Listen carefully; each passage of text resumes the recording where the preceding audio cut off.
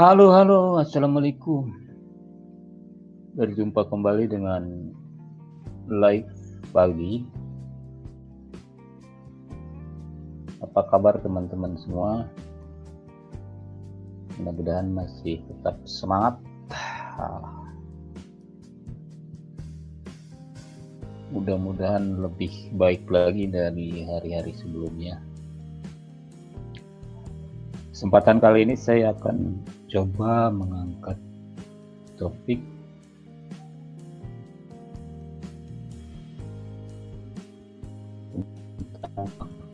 riset untuk membangun banyak segmentasi market. Ini warnanya biru, biru kurang semangat.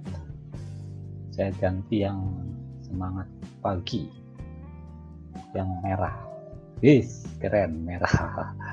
Sama kayak bajunya. Baju saya masih berbaju merah karena di sini dingin. Belum ganti baju.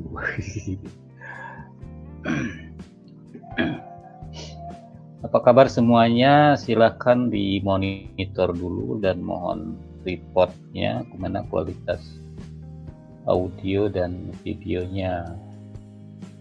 Mudah-mudahan tidak mati lampu lagi sehingga live-nya bisa sampai tuntas.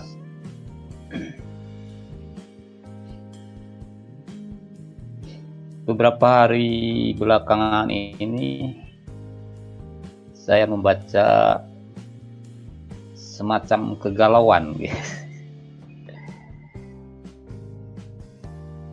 menyikapi kebijakan dari Shopee itu sendiri yang menerapkan aturan-aturan baru yang terkadang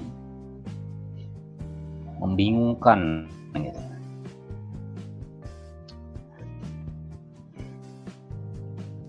Tentunya hal itu harus segera diantisipasi, diambil tindakan jika kedepannya ada sesuatu yang kurang menguntungkan bagi bisnis kita ketika berkelanjutan dijalankan di marketplace.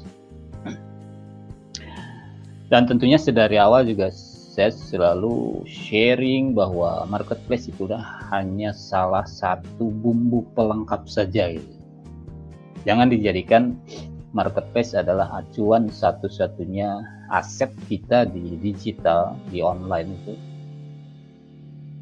dan diklaim milik kita dan kita terlalu betah di sana. Itu tidak diharapkan dalam waktu yang panjang. Kenapa? Karena kalau kita jualan di marketplace terus, kita selalu ditekan di bawah aturannya dia gitu. Kita tidak bisa punya kontrol dan kendali penuh untuk mengendalikan bisnis kita yang sesungguhnya. Itu tidak diharapkan. Makanya yang belum aware ke sana, yang belum kepikiran ke sana, itu segera mulai dari saat ini kita dengan adanya kebijakan baru yang cenderung diskriminatif atau merugikan kita segera antisipasi dengan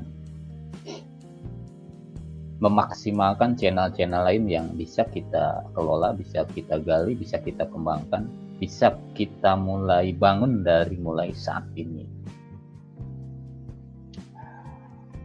Dulu saya berangkat dari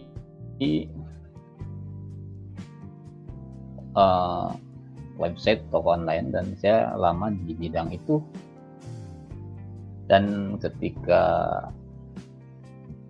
saat ini gitu katakanlah di Shopee ada sedikit gejolak, maka saya sudah tidak terlalu terkait dengan hal demikian, dan secara mental mungkin saya sudah lebih siap untuk menghadapi satu kemungkinan terburuk ketika Shopee memang sudah harus ditinggalkan gitu. Karena traffic yang sesungguhnya yang harus kita punya adalah yang bermuara ke website toko online sendiri. Ibaratnya kalau kita masih berjualan di Shopee atau di marketplace lain itu masih numpang. numpang di lapaknya orang, di manajemennya orang, di kebijakannya orang, di aturannya orang, ya kita tidak punya kendali penuh untuk itu semua.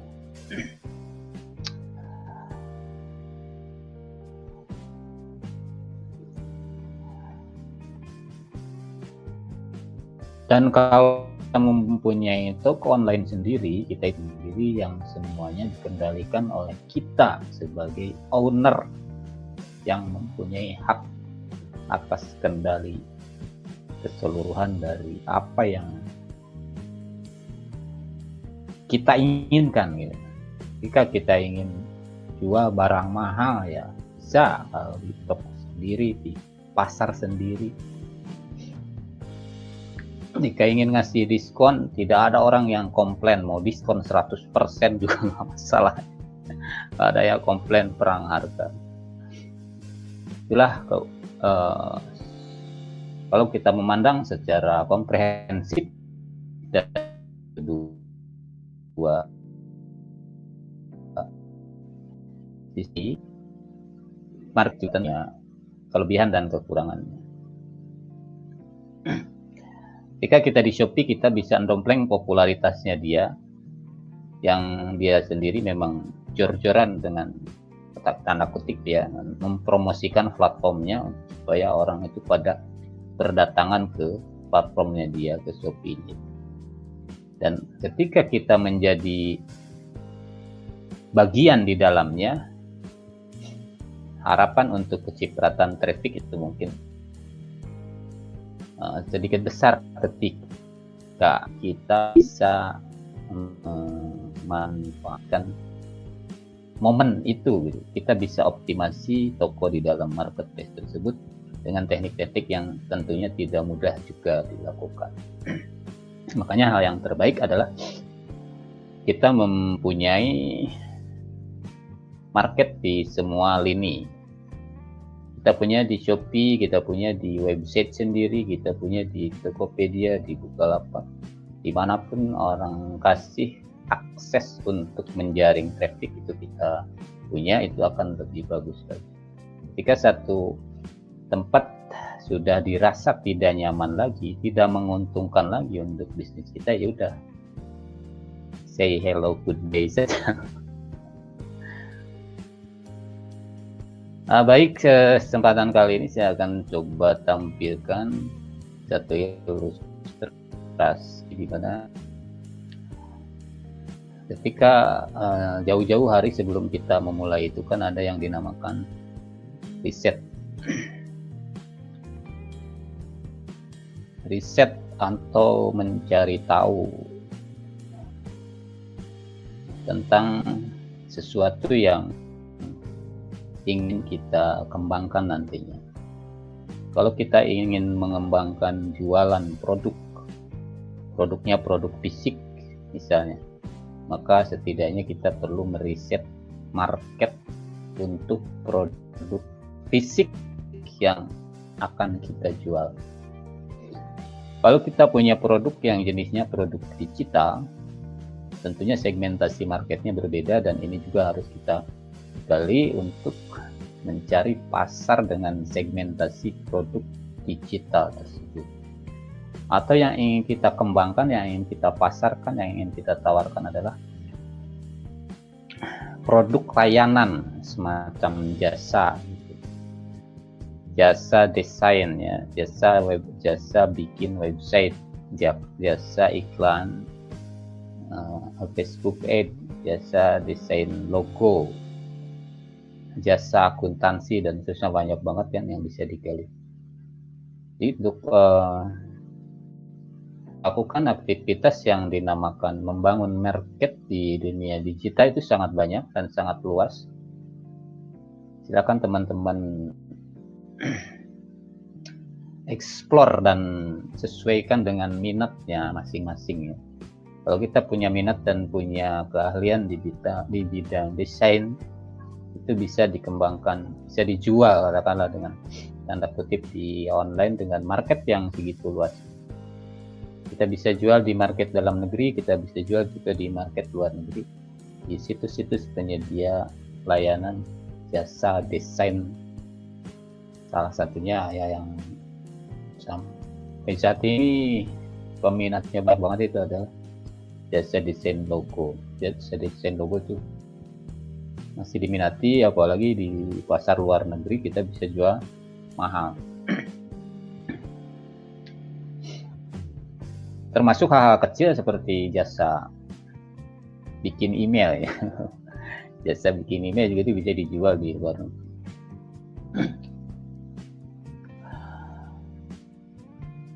Kenapa kalau misalnya saya kalau lagi mantau di pusin tawaran-tawaran yang tidak relevan dengan produk, dengan topik di grup ini, mungkin saya akan hanya mengingatkan atau lebih mendewasakan teman-teman semua gitu ya, bahwa kalau kita jualan itu harus dengan etika, dengan teknik, dan dengan strategi yang jitu.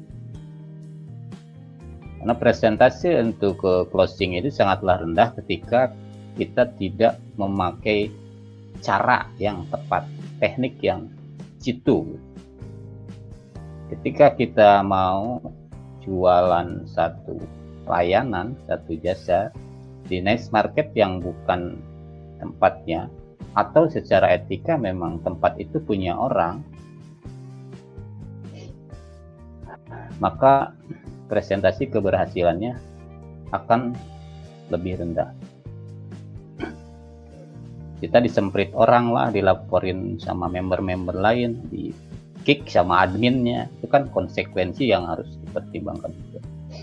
Maka coba lebih dewasa lagi dalam bersikap, bertindak, dan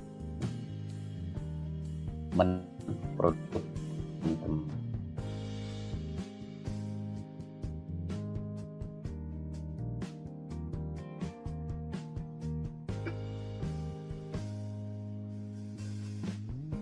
Oke lah, kita mulai dari riset ya. Saya ulang juga ini, walaupun beberapa bagian sudah sering saya share tentang apa itu riset. Kembali ke topik pershopian, termasuk di dalamnya gitu, ketika kita mau mengembangkan menjual produk di Shopee, maka kita di langkah awal itu harus melakukan riset dulu.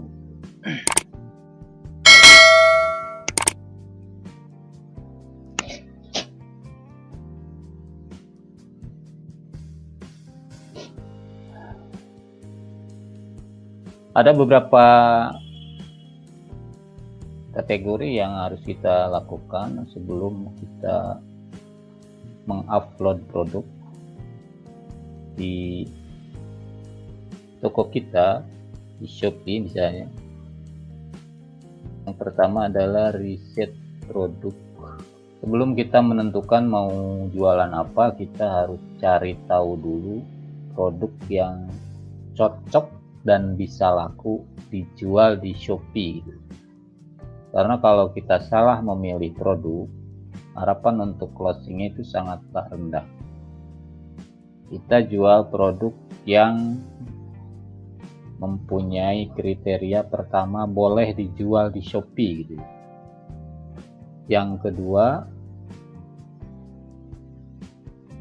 setelah boleh jual itu, kita cari tahu produk yang laris di Shopee, yang mungkin laris gitu ya.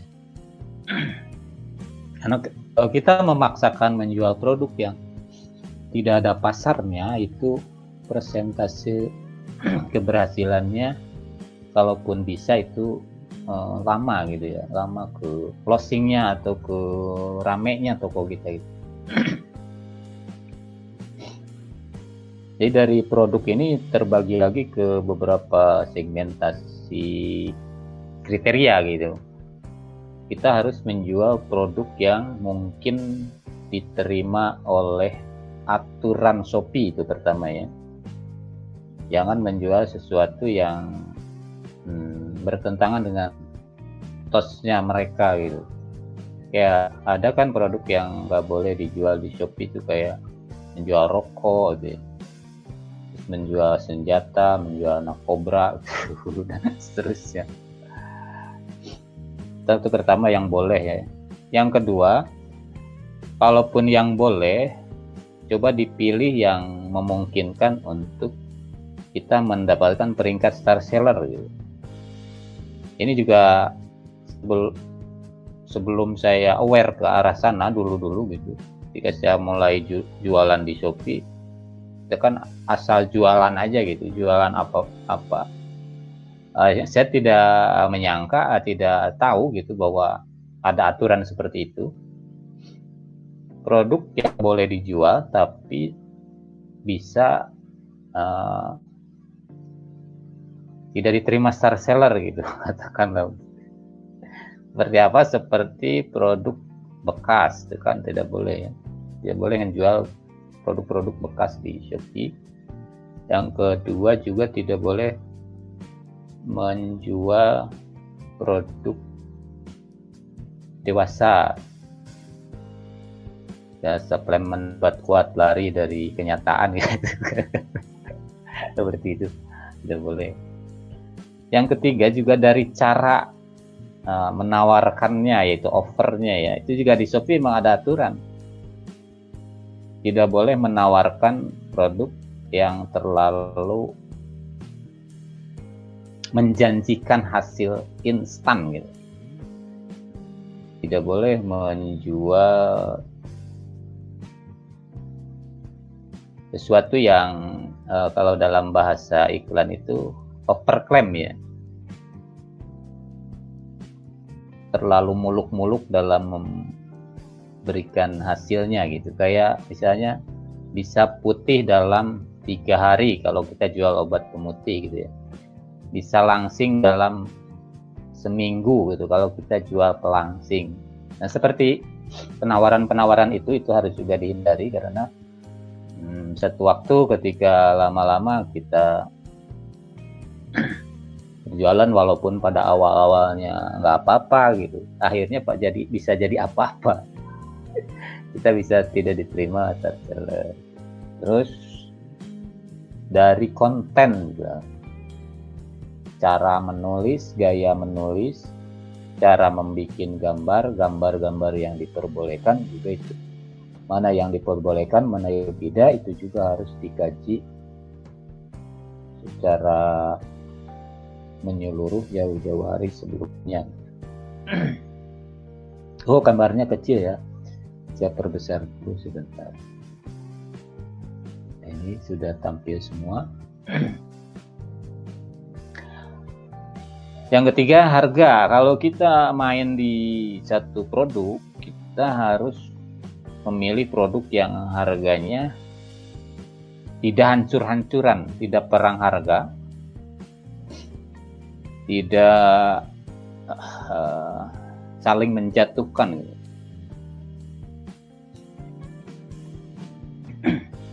Minimal ya kita jual produk itu yang punya standarisasi harga minimum gitu. Minimal produk ini dijual 200.000 gitu, tidak boleh kurang, kalau lebih bisa. Nah, kayak gitu. Itu akan lebih kompetitif untuk iklim persaingan nantinya di segmentasi produk kita. Kualitas sama, jenis produk sama, harga sama, itu akan jauh lebih kompetitif untuk berkompetensi daripada produk yang sama terus tidak ada aturan tertulis yang membolehkan, yang mengatur di regulasi harga gitu kan ya. Jadi bebas kita nentuin harga, itu nggak baik kalau produknya. Terus dari kriteria long term sama short term itu juga harus dipertimbangkan ya. Karena dari kriteria produk itu kan ada yang sifatnya long term, bisa sepanjang waktu, dibutuhkan sepanjang waktu. Istilahnya itu produk bukan produk musiman gitu kan. Ada juga produknya yang short term, yang jangka pendek, yang musiman. Itu juga harus dipertimbangkan ketika kita mau menjual satu produk, mau bikin toko dengan menawarkan produk-produk apa di dalamnya itu. Kalau misalnya kita dihadapkan pada satu pilihan, misalnya mau menjual produk fashion, fashionnya jenis apa? Kalau fashion jenis seragam sekolah, ya, dengan fashion secara umum itu kan ada ketimpangan gitu dari segi kriteria tadi gitu. Kalau produk seragam sekolah itu cenderung mempunyai waktu-waktu tertentu orang daya belinya itu.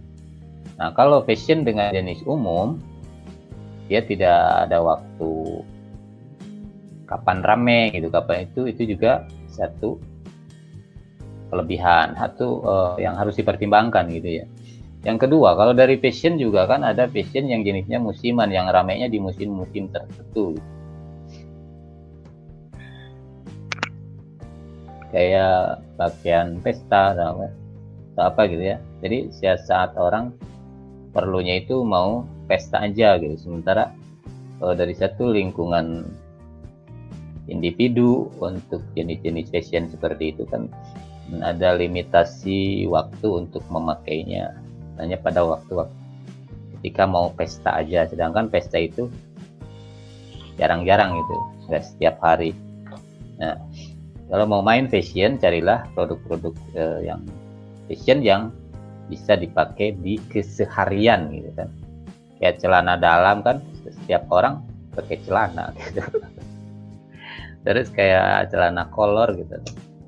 Kayak gitu. Nah, ini juga terkait dengan opening tadi saya di awal, untuk strategi membuat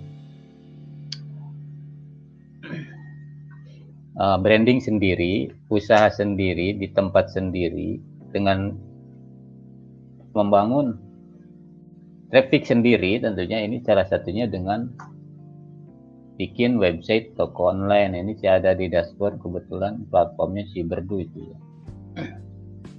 Ini di Berdu juga kita bisa nulis blog seperti ini untuk mengedukasi calon pelanggan kita gitu ya. Kalau kita menjual produk perawatan wajah misalnya, ini kan diperlukan edukasi ke calon konsumen itu secara gamblang gitu ya, secara panjang lebar. Kalau di Shopee kita menjelaskan produk itu kan ada keterbatasan, hanya dari gambar dan deskripsi aja, selebihnya mungkin orang trust itu dari rating gitu. Nah, sementara kalau kita punya tempat sendiri di website toko online kita sendiri, maka kita bisa mengedukasi calon pembeli kita itu dari banyak sekali hal yang bisa kita lakukan. Mulai dari penjelasan secara kata-kata, ini kan ya deskripsi. Di deskripsi ini juga bisa diselipkan gambar produk kita. Ini juga nanti di sini bisa kita selipkan video, link video. Saya juga kasih testimoni dan bisa juga punya rating tersendiri seperti di Shopee nanti. Jika produk kita sudah laris, diterima pasar dan banyak pelanggan yang bertransaksi dengan toko kita, ini sama bisa ada ratingnya, ada bintang-bintangnya gitu. Oke, selanjutnya riset harga. Nah, ya udah, harga tadi ya sudah. Selanjutnya kita riset kompetitor kalau kita mau memainkan satu jenis produk. Ini adalah beberapa poin yang harus dicermati di awal untuk melakukan riset, untuk mencari tahu. Nah, untuk keperluan riset ini juga banyak tempat yang bisa kita cari tahu gitu ya. Bisa kita gunakan banyak alat juga untuk riset market yang kita bidik. Tadi sebentar ini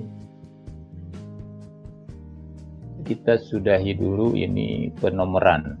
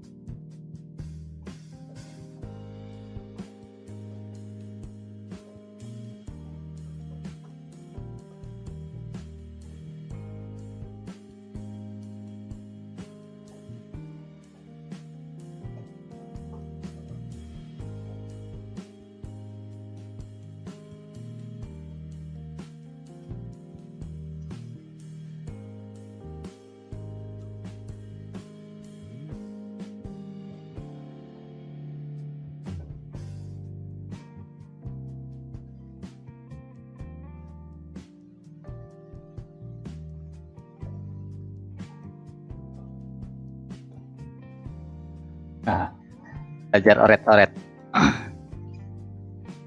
Untuk melakukan riset itu sendiri, setidaknya kita perlu alat bantu ya. Untuk melakukan sesuatu yang sulit tanpa alat itu kan keberhasilannya relatif sedikit gitu ya. Makanya diperlukan alat atau tools. Kalau kita mau ngarit rumput buat pakan kambing ya, kita tidak bisa pakai tangan kan.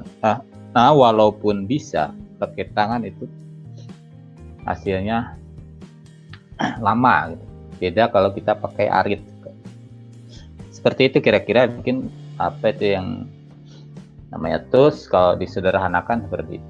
Sesuatu alat bantu yang kita perbantukan untuk mencari satu tujuan. Kalau kita mau mengembangkan penawaran, katakanlah bikin penawaran berupa iklan, dengan menggunakan iklan jenis kata kunci, tentu kita harus punya tools untuk mencari kata kunci tersebut. Mencari dengan mudah, efektif, tertarget, efisien gitu.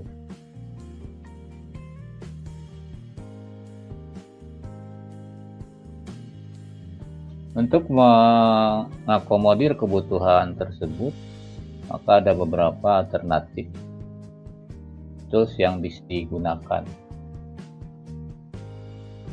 Pertama, ada yang sifatnya gratisan, yang kedua ya ada juga yang berbayar. Kalau yang gratisan ada keterbatasan di fungsi mungkin. Kalau yang berbayar ada hal-hal lain yang bisa kita lakukan dengan lebih leluasa lagi gitu.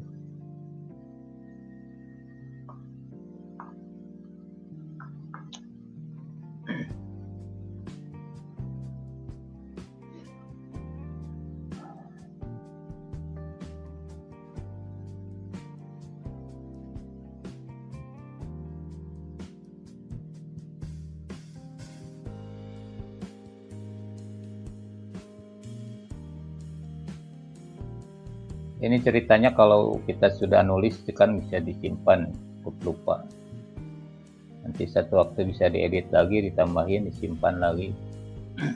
Ini tidak khawatir kena banned kayak di Shopee. Shopee sekarang cenderung galak banget. Dikit-dikit kena banned, dikit-dikit kena banned. Aduh. Ada satu toko yang di bawah pengelolaan saya juga. Tadi saya cek tiba-tiba kena ban-nya banyak banget ya, bisa sampai 10 produk. Pas saya cek ternyata di deskripsi fotonya itu ada yang mencantumkan